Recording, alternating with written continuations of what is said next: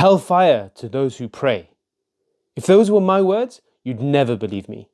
But they're in the Qur'an. Allah subhanahu wa ta'ala says, فَوَيْلٌ لِلْمُصَلِّينَ. Hellfire to those who pray. Why? We're spending so many hours in Taraweeh, going every night and praying and praying and praying.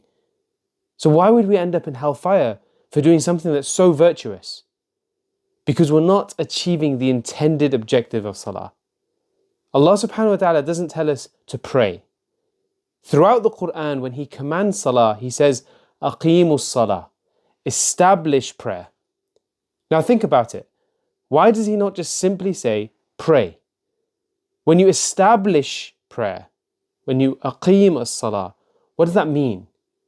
It means that you establish what the prayer is teaching outside of your life. As Allah continues in the verse I first recited, الَّذِينَ هُمْ عَنْ صَلَاتِهِمْ سَاهُونَ. Those who are not mindful in their prayers.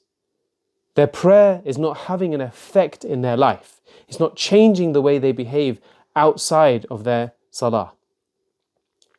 Allah subhanahu wa ta'ala says in another verse in the Qur'an, إِنَّ الصَّلَاةَ تَنْهَى عَنِ الْفَحْشَاءِ وَالْمُنْكَرِ. Indeed, the prayer is intended for you to stop in order to prevent evil actions. So if your prayer is not changing you, then your prayer is not achieving its objective. Think about it. What does the prayer teach? In Salah, can you face any direction? Or do you have to face the Qibla? You have to face Allah.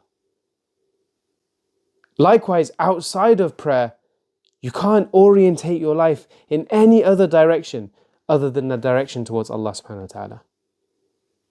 In the prayer, can you say anything you want? No. So outside Salah, you must only say that which Allah subhanahu wa ta'ala permits. In the prayer, can you do anything you want? Can you walk anywhere you want? No. And likewise, outside of the prayer, you have to do only that which Allah subhanahu wa ta'ala permits you. If you go through the salah is a course teaching you how you conduct yourself outside of salah. And why do we pray 5 times a day? To refresh and remind ourselves of what we should be doing outside of the prayer. This indeed is the meaning of establishing salah. Allah subhanahu wa ta'ala finishes the verse, الَّذِينَ هُمْ يُرَاءُونَ وَيَمْنَعُونَ الْمَعُونَ. Those who pray and end up in hellfire, they're negligent of their prayers outside of their salah. Because what? They like to show off and they don't help other people. So let this Ramadan and this Taraweeh not just simply be an exercise for our legs.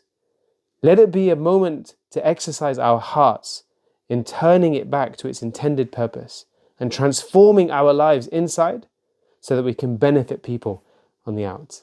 Jazakallah khair. Assalamu alaikum wa rahmatullah.